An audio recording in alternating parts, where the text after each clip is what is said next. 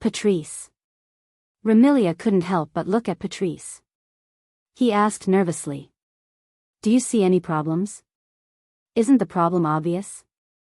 Patrice calmly explained. Although my dear sister looks like a child and is no longer as crazy as she used to be, but something that we can't understand also happened to my sister. Right now, my dear sister isn't afraid of light or water. Her mind is like that of a child's, but her rationality is very complete. Can this be considered no problem? Patrice reminded him.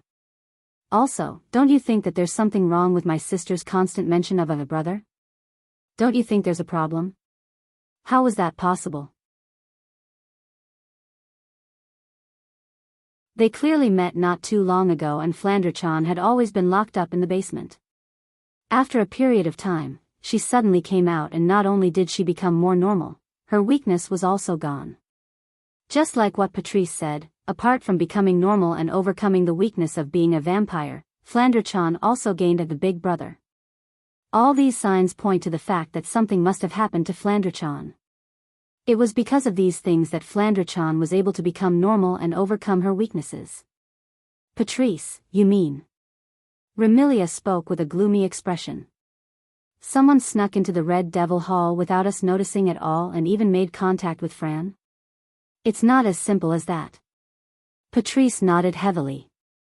The person who came into contact with my dear sister might be the reason why she returned to normal and overcame her weakness as a vampire.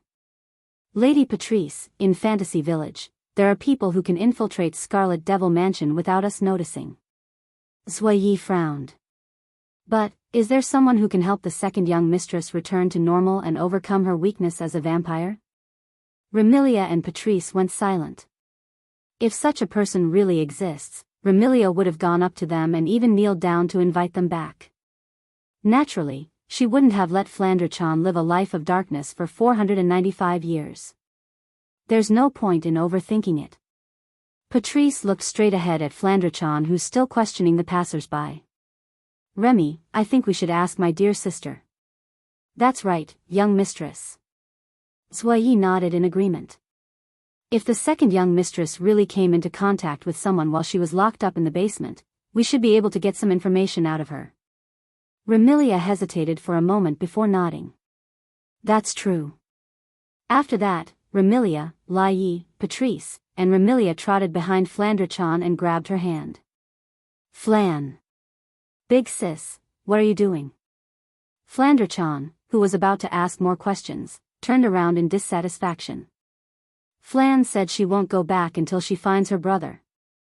You. Remy. Patrice stepped forward and called out softly when Remilia was about to spit out another word of anger. Let me do it. Remilia took a deep breath and turned her head away with a displeased expression, silently expressing her agreement. Dear sister. Patrice squatted down and looked at Flanderchan.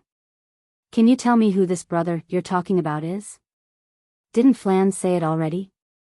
Perhaps because she felt she was being obstructed, Flanderchan's tone wasn't polite.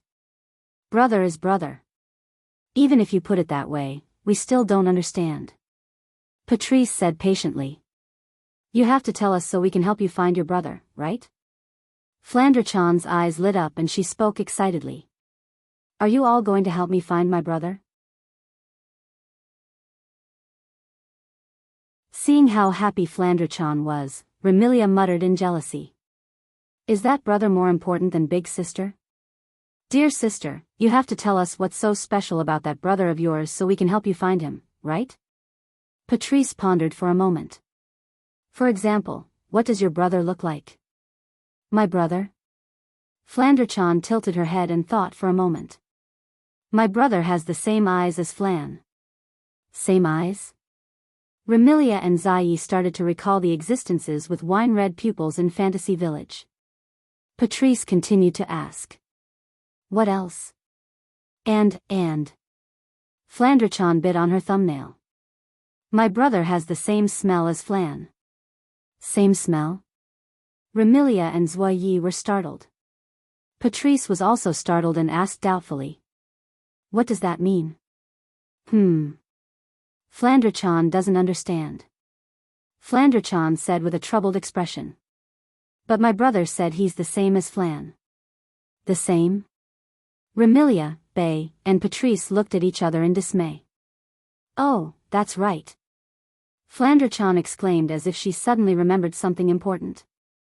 My brother said he's the true ancestor of vampires. What did you say?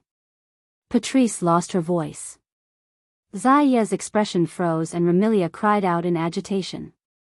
Impossible. The true ancestor of vampires shouldn't be around anymore. What? Flandrachan got angry. Big sister, do you think I'm lying? That's not it, but... That's enough, Remy. Patrice comforted the agitated Remilia and turned to Flandrachan. Dear sister, why don't you follow us back to Scarlet Devil Mansion? No way. Flandrachan said stubbornly. Flan wants to find my brother. That's why you need to follow us back to Scarlet Devil Mansion. Patrice said. Dear sister, you should know that I have a lot of books with information about the true ancestor of vampires. Let's go back and do some research to find your brother, right?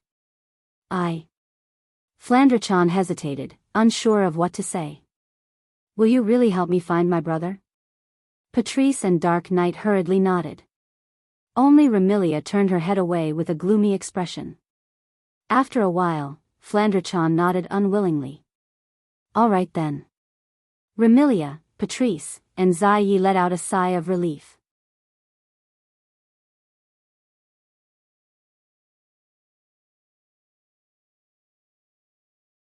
Chapter 1713. In the center of the fantasy village, there was a mountain. The Mountain of Monsters.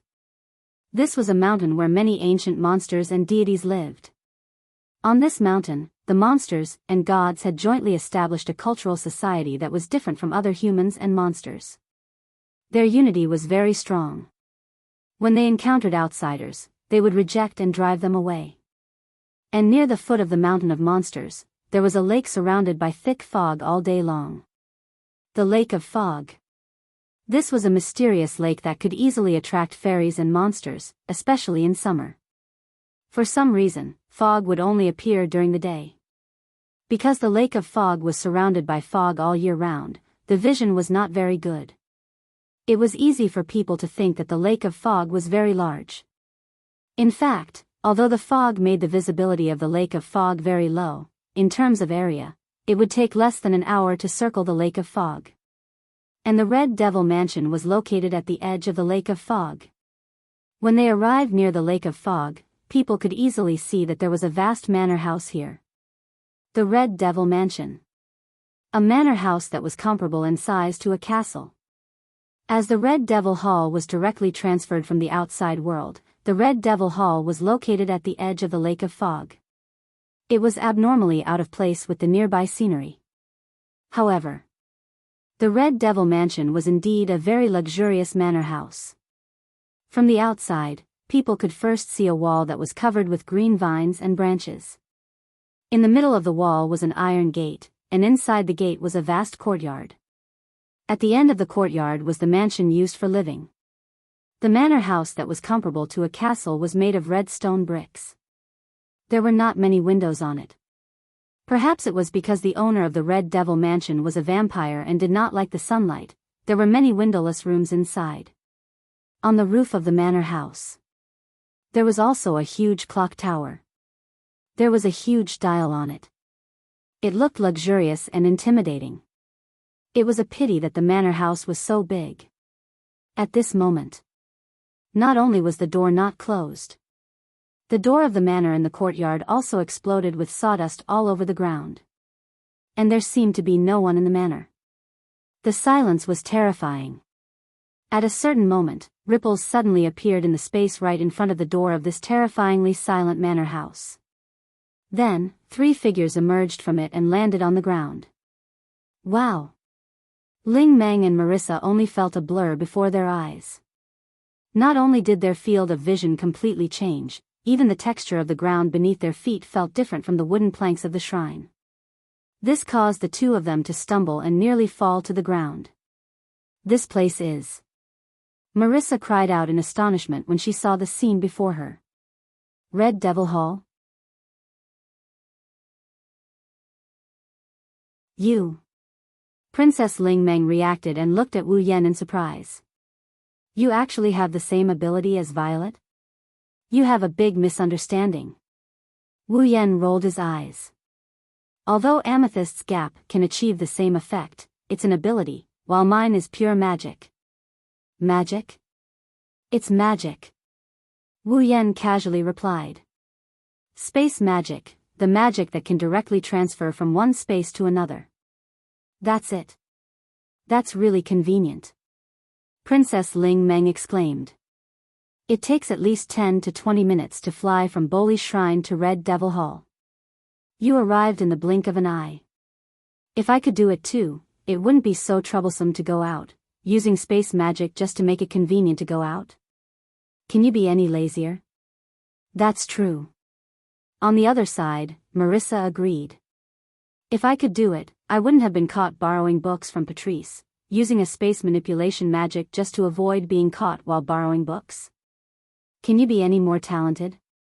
Also, that's called stealing, not borrowing. Resisting the urge to ridicule, Wu Yan turned his gaze to the front.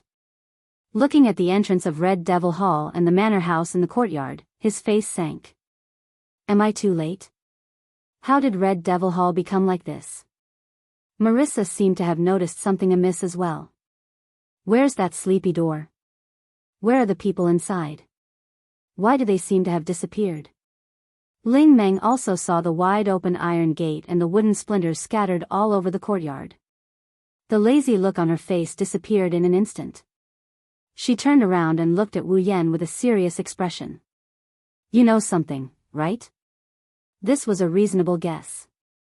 After all, not long ago, Wu Yan anxiously ran to the shrine to ask Princess Ling Meng about Red Devil Hall's location and even said things like, the situation is getting out of hand. Obviously, Wu Yan knew what happened to Red Devil Hall. At the very least, he knew why Red Devil Hall was in such a state. Could it be Remilia's doing? Marissa grabbed her magus hat with one hand and her broom with the other. Not only was there no worry on her face, she was instead excited. Princess Ling Meng, it's time for us to enter the stage. However, Princess Ling Meng did not even look at Marissa and spoke to Wu Yan with a look of annoyance. What do you know? Wu Yan glanced at Ling Meng and he didn't say anything. He passed through the gate and entered the Scarlet Devil Mansion. Hey! Wait! Seeing Wu Yan walk into Red Devil Hall, Marissa quickly chased after him. Even if you're Princess Ling Meng's husband, I can't let you deal with the situation. Who's my husband? Originally, Princess Ling Meng wanted to sneak away quietly, but upon hearing Marissa's words, anger appeared on her face and she chased after him. Marissa, if you continue to speak nonsense, I'll really have to treat you. That's right. Wu Yan nodded and agreed with Princess Ling Meng's words. If I become the husband of this lazy witch, won't my assets be in danger? Assets? Marissa was slightly taken aback. Assets. The laziness in Princess Ling Meng's eyes turned into light. How much assets do you have? I don't know, I didn't count them carefully. Wu Yan replied while walking into Red Devil Hall. However, even if you add up all the money in Fantasy Village, you shouldn't have as much as me, right? All right then. Princess Ling Meng said without hesitation. I'll reluctantly let you be my husband before I spend all your assets. Wu Yan's legs went soft and he almost fell to the ground. Should I feel that your moral integrity and chastity is valuable? Or is it worthless? Moreover, is the validity period limited to spending all my assets? Isn't this nonsense? Princess Ling Meng looked at Wu Yan with disdain. Without money, you still want to be my husband? Wu Yan felt that it was better for him to remain silent. After passing through Red Devil Hall's courtyard, they arrived at Red Devil Hall's manor and entered the interior. A large hall that took up a lot of space was imprinted in everyone's eyes. It was a luxurious hall that seemed to be covered with a red carpet. Around the hall were corridors that led to unknown places. There was a luxurious chandelier on the ceiling and a flight of stairs at the front. At the top of the stairs was a platform with a round table and a tea set. However, there was not a single person in such a luxurious hall. In the middle of the hall, there was a large pool of water. "Hey!" Looking at this strange scene, Marissa called out. "Is there anyone here?" "I, Marissa, am here." Marissa's voice spread far and wide, but in return, only echoes were heard. There was not even a single response. "No one?" Princess Ling Meng tilted her head. "Don't tell me they all went out." Wu Yan took a step forward and looked at the large pool of water in the middle of the hall. His eyes flashed with a thoughtful light. "There is a small amount of magic residue left in the space of this hall." "Magic residue?" Marissa blinked her eyes. Princess Ling Meng understood. "You're saying that there was a battle here earlier?" "No, it shouldn't be as serious as a battle." Wu Yan waved his hand. "There is only a small amount of magic residue left in the air. If it was a battle, there should be more magic residue left." "Then what happened?" Princess Ling Meng sighed.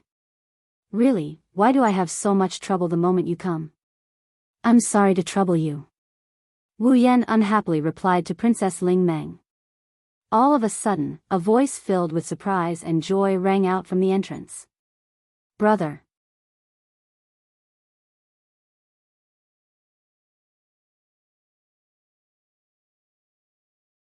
Chapter 17-14. Big Brother. Following this tender and pleasant voice, Wu Yan, Ling Meng, and Marissa turned around and looked towards the door. Outside the door, 4 girls of different sizes were standing there. One of them had a ponytail on the left side of her head and a pair of broken wings with crystals hanging from her back. Another was petite but had a bluish-purple shoulder-length hair and a pair of canine teeth protruded from her mouth. Another was dressed in pajamas and had a head of long purple hair. She looked like a scholar. The last one was dressed in maid attire. From her appearance, one could see that she had a capable temperament. 4 girls of various sizes are standing in front of the entrance of Scarlet Devil Mansion. The one leading the group with a ponytail is looking at Wu Yan with an expression of ecstasy. The other 3 girls on the other hand are looking at Wu Yan in a daze, a stark contrast to the one leading the group. Looking at the little girl who is looking at him with an expression of ecstasy, Wu Yan let out a sigh of relief and at the same time, he also revealed a relieved smile. "You really made me look for you, Flan." Flanderchan's ecstatic expression slowly turned into one of grievance as if she was being bullied. She leaped towards Wu Yan and pounced on him. "Big brother." Wu Yan quickly stepped forward and caught Flanderchan in his arms. "Oniai-chan." Flanderchan buried her head into Wu Yan's chest and she started sucking in his scent. She said in an aggrieved manner. "Flan, I finally found you." Wu Yan felt a slight pain in his heart. The two of them were separated for less than 3 hours but Flanderchan was already so attached to him. It seems like it was as Wu Yan guessed. She returned to the basement when she entered the fantasy village. Wu Yan could clearly feel Flanderchan hugging him with an unprecedented strength, as if she was afraid that he would disappear again. With this kind of performance, if it was not unexpected, then she was definitely influenced by the basement. This made Wu Yan feel a little guilty. "I'm sorry, Flan." "Flan." Wu Yan rubbed Flanderchan's head and he whispered into her ears. "Big brother is late, Big brother is a bad guy." Flanderchan buried her head in Wu Yan's arms. Her voice was full of grievance. "You said you would return to the Scarlet Devil Mansion with Flan. But he ran away alone." "How is it Wu Yan who ran away alone?" The system must have misplaced Wu Yan, Flanderchan, and Yukari when they entered the fantasy village. However, Wu Yan didn't explain. It was true that he didn't expect Flanderchan to return to the basement in the first place. Similarly, he didn't rush over in time and could only pat Flanderchan's head apologetically. "It's all Big Brother's fault. You can punish Big Brother however you want, really?" Flanderchan's pound of course. "Then I'll punish Big Brother by not leaving Flan again." "Oh, you." Wu Yan pinched Flanderchan's nose. Flanderchan didn't want to let him off so easily, but she still smiled through her tears. It was only at this moment that the people around reacted. You. Before Lingmeng, Marissa, Patrice, and Zuiyi could say anything, Remilia stood up and glared at Wu Yan with her scarlet eyes. Put Flan down. Put Flan down. Wu Yan frowned. Why? No reason. There's no why. Remilia glared at Wu Yan with a murderous glare. If I tell you to put her down, then put her down. Oh. Wu Yan sneered when he saw that Remilia wasn't going to be polite. What if I refuse? Huh. Swish swish swish swish swish. As soon as he finished speaking, a chaotic sound of breaking through the air echoed throughout the entire Red Devil Hall. He saw that a formation of flying knives, which seemed to be nailed to an invisible wall, was arranged neatly in rows. It happened to be a square formation of flying knives with a side length of more than 2 meters. Without any warning, it suddenly appeared in front of Wu Yan and fell on Wu Yan. Boom! Unfortunately, although the neatly arranged flying daggers seemed to have appeared out of thin air, and were extremely abrupt, a violent mana whirlwind suddenly shook and blasted out like an explosion when it was about to land on Wu Yan's body. Clang, clang, clang. All of a sudden, the flying daggers that formed a phalanx were all knocked away by the whirlwind formed by mana as if they had hit steel. The explosion caused Ling Meng and Marissa, who were the closest to Wu Yan, to cry out in surprise as they were pushed back, putting some distance between themselves and Wu Yan. At the entrance, Patrice gazed at Wu Yan, who was engulfed in a whirlwind of mana, and her expression turned solemn. What a powerful mana! Wu Yan gradually opened his eyes. His line of sight shot like an arrow toward a dashing female servant who stood before Remilia with a flying knife in her hand. Is this how the Red Devil Hall treats its guests? My apologies, my apologies. 16 Knights. Black Knight stood before Remilia and spoke in a neither servile nor overbearing tone. Although the Red Devil Hall is hospitable, we will never entertain someone who is rude to the Red Devil Hall's owner. I was the one who was provoked, but now I am the one who is being rude. I guess I got to see how overbearing Scarlet Devil Mansion can be. Wu Yan curled his lips and he looked at Sakuya with a look of contempt. But, in order to protect the authority of the first young miss, you actually disregarded the fact that the second young miss is in my hands and attacked me. Should I say that you are loyal? Or should I say that you are ignorant? Rest assured, Your Excellency. Black Knight said indifferently. With the second young miss's capabilities, it is impossible for her to be injured by an attack of this degree. Oh? Wu Yan's lips curled up slightly. In other words, as long as you are certain that your attack won't cause any harm, you will attack the first young miss and second young miss? Sakuya raised her head and looked straight at Wu Yan. She didn't say anything else. She probably realized that she couldn't win against Wu Yan, so she just gave up. Such a decisive attitude made Wu Yan have a whole new level of respect for Black Knight. Don't think that this girl is just an ordinary maid just because she is dressed in maid attire. If you really think so, you will die a horrible death. 16 Black Knight. Not only was this girl in charge of all the affairs in the Red Devil Hall, but she was also Remilia's most trusted and capable maid. She also had the ability to control time. Therefore, even Wu Yan didn't notice when the flying daggers appeared just now. He only noticed when they were within a certain range of him. Come to think of it, Sakuya must have used her ability to stop time before throwing her throwing knives. Only when the throwing knives got close to Wu Yan did time return to normal. With such an ability, it was not strange that Wu Yan didn't notice when the flying daggers were thrown. After all, they were thrown when time was still. How could he notice? I'll say it one more time. Remilia fixed her gaze on Wu Yan through Black Knight's back. Put Fran down. Wu Yan smiled at Remilia's words that sounded like a threat and a declaration. His smile was unusually thought-provoking. Don't treat me like you. No matter if Fran is normal or abnormal, crazy or not, destroying things or not, I won't put her down. This time, Remilia's expression changed and became incomparably ugly. Wasn't Wu Yan's words poking at Remilia's sore spot? Of course, it also poked at Remilia's anger. With a flip of her hand, a scarlet spear that was taller than Remilia abruptly appeared in her hand. The tip of the spear resembled a demon's tail. Swish! Remilia brandished the scarlet spear in her hand. Her eyes turned completely blood-red and her canine teeth protruded from her lips like the sharp teeth of a wolf. She slowly floated up into the air. She looked down at Wu Yan, who is still holding Flandrachan. Her voice turned cold as she spoke to Wu Yan. I never repeat a sentence for the third time. That's unfortunate. I happen to be the type who likes to repeat myself. Wu Yan lifted his gaze and gazed at Remilia. So, no matter how many times you repeat yourself, my answer will always be the same. The conversation between the two of them caused the atmosphere of the scene to become tense and tense.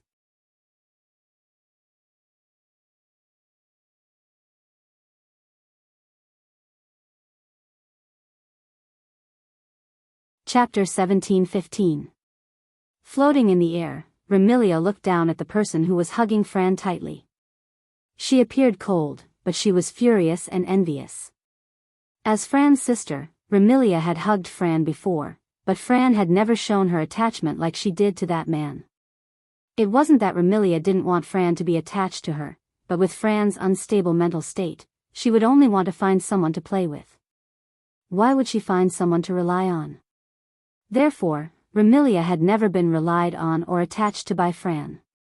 To put it bluntly, as an elder sister, Remilia had never given Fran anything that an elder sister should give. That was why Remilia was so aggressive when she saw how much Fran relied on that man. Of course, this was Remilia's personality. As long as it was someone she didn't know well, she would show her slightly aggressive side. But this time, because of Fran, this slightly aggressive side became extremely aggressive. Wu Yan seemed to have seen through Remilia's thoughts under her cold expression. His gaze landed on the bright red spear in Remilia's hand. That gun was called Gungnir. In Norse mythology, Odin used a godly spear that never missed. As long as this spear was thrown by its owner, it would definitely hit the target. It was similar to the spear of thorns that had the effect of stabbing the heart.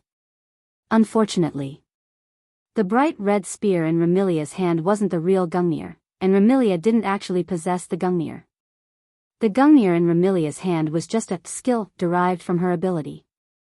At this point, it was necessary to talk about Remilia's ability. As a member of Fantasy Village that was blessed by the gods, and as a member of Fantasy Village where basically everyone was equipped with a special ability, since Fran had such a terrifying ability, as Fran's elder sister, even if Remilia couldn't compare to Fran, she wasn't too far off. Remilia's ability was the ability to control fate. As for the ability of Gungnir, it was an ability of Gungnir. It was 100% accurate. Remilia, who had the ability to control fate. She could use her own strength to use the 100% accurate fate. Through controlling fate, Remilia was able to recreate the legendary Gungnir in the form of a skill. Therefore, the Gungnir in Remilia's hands wasn't a real Gungnir, but Remilia's Gungnir wasn't a real one. However, it had almost the same ability as Gungnir. If Remilia threw the spear in her hand. If Wu Yan has no way of reversing something as non-existent as fate, he might be able to do so. He would definitely be hit. Of course, he would only be hit after Remilia took out the Gungnir. Fran, who had been silent all this while, lifted her head and glanced at Remilia. Just as she opened her mouth and was about to say something, she was interrupted by a voice beside her. Let's stop here. Holding the coin, Soul Dream closed her eyes and moved to the middle of the floating Remilia and Wu Yan on the ground. She opened her eyes. Do you really think I don't exist? Soul Dream. Remilia's cold voice carried a hint of anger. Are you going to help him? I don't have the time to help anyone fight. Soul Dream glanced at Remilia. But since you don't follow the rules of Fantasy Village, I have no choice but to stand up. Wu Yan, Remilia, and the rest of the people recalled something when they heard Ling Meng's words. Personal fights are not allowed in Fantasy Village. This was a rule set by Bunny Shrine's Bunny Spirit Dream as the manager of Fantasy Village. In the fantasy village, when humans, monsters, and other races fought against each other, Ling Meng had set up a rule to prevent them from using too much strength and causing damage to the fantasy village or causing other troubles. The rule of rune cards. The so-called rule of rune cards refers to when two parties are required to duel. They must use their abilities and skills as forms and give their abilities and skills a name. When used during the duel, they are known as rune cards. Before the battle began, both parties had to indicate the number of rune cards they used in the battle. If the opponent deciphered all the rune cards, or if one of the parties was the first to exhaust their strength, it would be considered as the loser. Even if both parties still have stamina left, if one party indicates that they have used up all their rune cards before the duel begins, then the party that uses up all their rune cards will lose. This kind of duel, other than comparing the power of the skills used by both parties, also relied on the magnificence of the moves to compete on the spiritual level.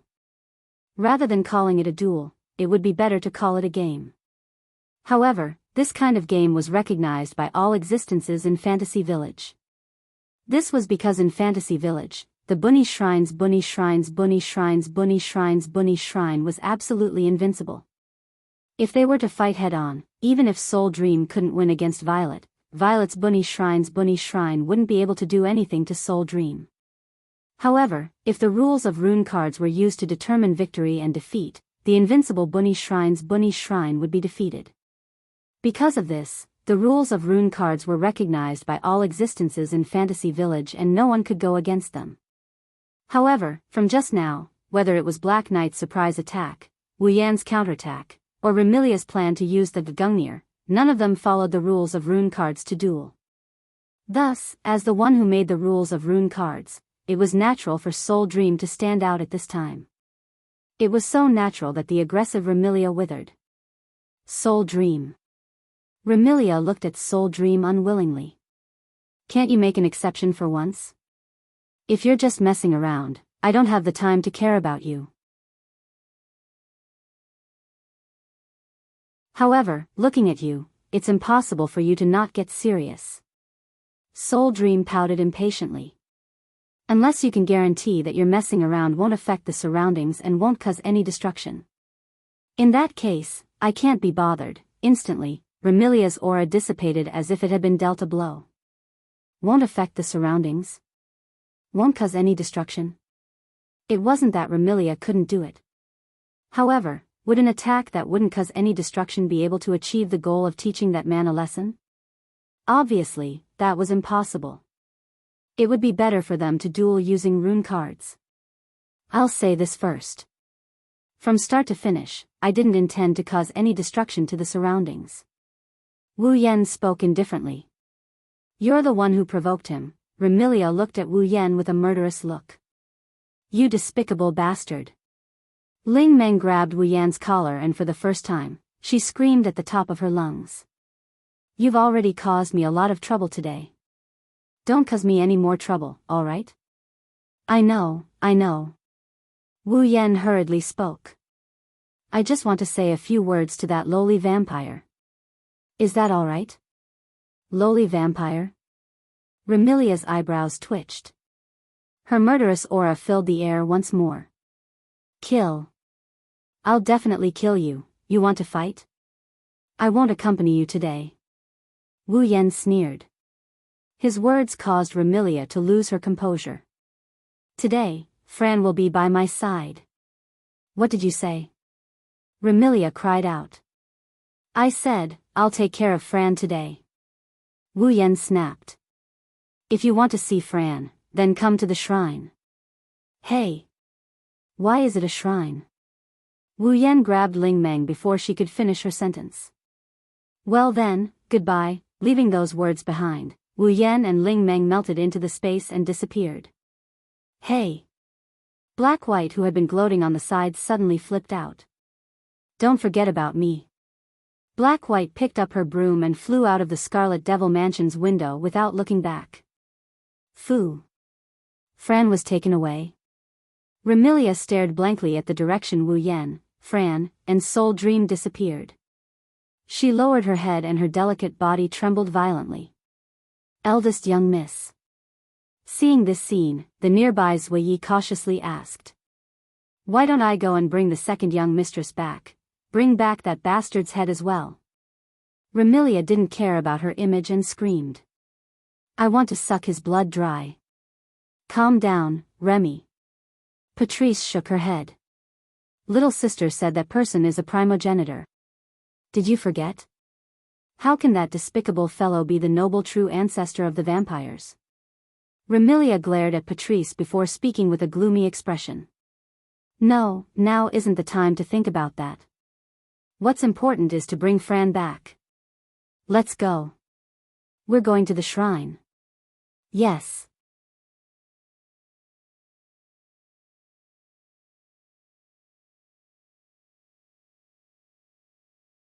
Chapter 17-16. Fantasy Village, Bowli Shrine.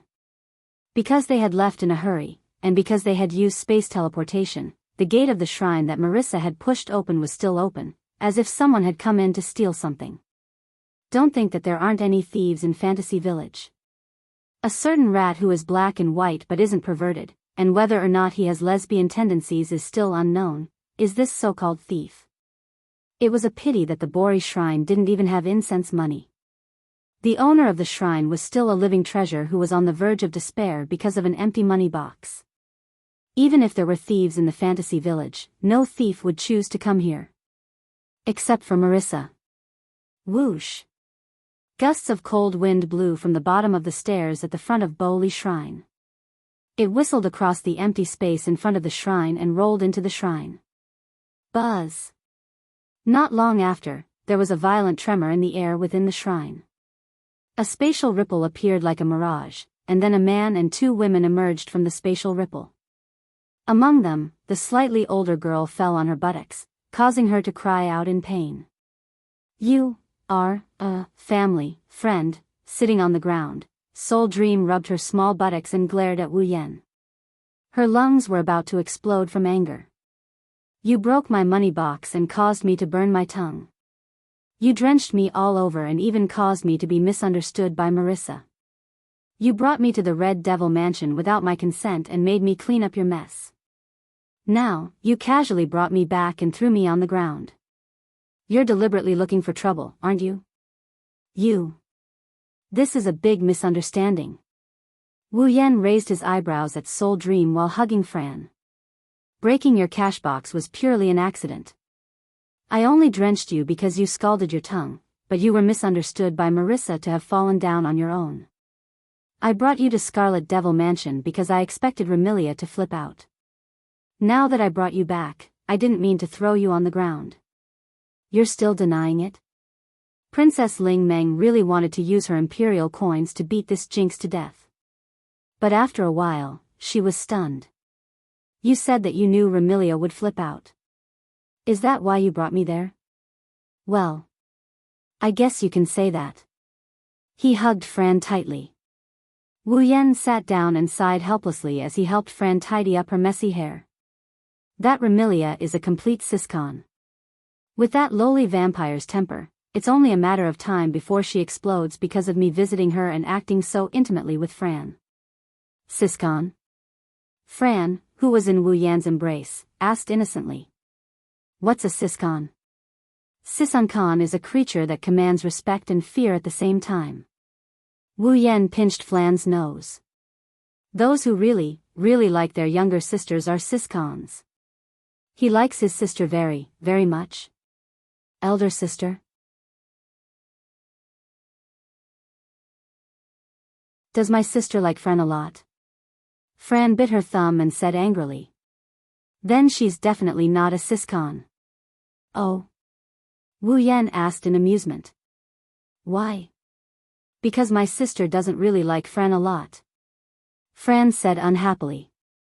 That's why she's not a siscon. Silly girl. Wu Yan didn't know whether to laugh or cry. Your sister didn't say she didn't really like you. How do you know she doesn't? If she really likes Fran a lot, she wouldn't have locked Fran in the basement. Fran threw a tantrum. That's why my sister must hate Fran a lot. You can't put it that way. Wu Yan stroked Fran's cheek and sighed. There's a saying that goes concern leads to confusion. Perhaps, back then, your elder sister was too concerned about you, so she lost her sense of propriety and locked you in the basement. That's not for sure. Is that so? Fran looked at Wu Yan uneasily. Then will my brother lock Fran in the basement because he really likes Fran a lot? If my brother really did lock Fran in the basement one day, I'm sure he'll stay in the basement with Fran. Wu Yan smiled gently. Will Fran still be afraid if that happens? With my brother. Fran was stunned for a moment before she smiled. Fran won't be afraid if I'm with my brother. Looking at Fran's cute smile, Wu Yan's mood lightened up. Ling Meng, on the other hand, was a bit surprised. I didn't expect you to speak up for Remilia after she provoked you. It's not a good thing. Wu Yan shrugged. I'm just telling the truth. It doesn't matter if it's the truth or nonsense. Anyway, don't give me any more trouble. Princess Lingmeng looked at Wu Yan with disgust. What was supposed to be a leisurely day has turned into a mess because of you. Today, I've used up all my activities for the next 2 to 3 years. How do you expect me to find an excuse to spend the next 2 to 3 years leisurely? I don't know if you're joking or not, but if you are, I won't complain. Wu Yan's mouth twitched. You've used up all your activities for the next 2 to 3 years in one day.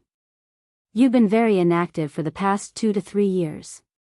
How many days do you plan to be active for? None of your business. Princess Lingmeng snorted and turned to look at Fran, who was rubbing her eyes sleepily. Is it okay for you to bring her out? Princess Lingmeng knew that Fran's mental state had always been unstable. Even if Princess Lingmeng didn't reject Fran, she was still worried that Fran would cause trouble. She really didn't want to do so many troublesome things. Don't worry about that. Wu Yan lowered his voice when he saw Fran's eyelids starting to close. He adjusted Fran in his arms and gently patted her back as if he was coaxing her to sleep. Fran's illness has been cured. She won't have any problems in the future, is that so? Fran bit her finger and fell into a deep sleep. Ling Meng glared at Wu Yan when she saw Fran biting her finger.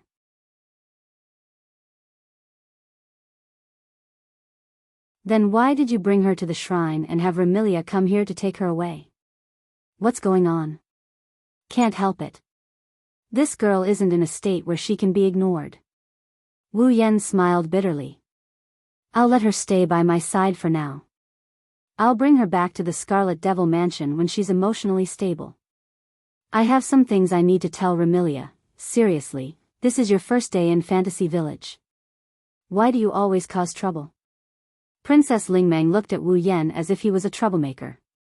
She couldn't stop complaining. Marissa is already a headache. Now there's another one.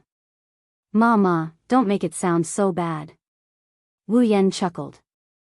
After all, we still have to spend some time together. Princess Lingmeng's eyelids twitched. She had a bad feeling. You. What do you mean by that? It's simple. Wu Yan looked straight at Princess Lingmeng. I want to stay the night. Stay the night? Princess Lingmeng was stunned. Her face was filled with disbelief. You can't be thinking of, that's right. Wu Yan nodded. I want to stay in the shrine for the time being. No way. Lingmeng did not even want to think about it and firmly rejected. Don't even think about it.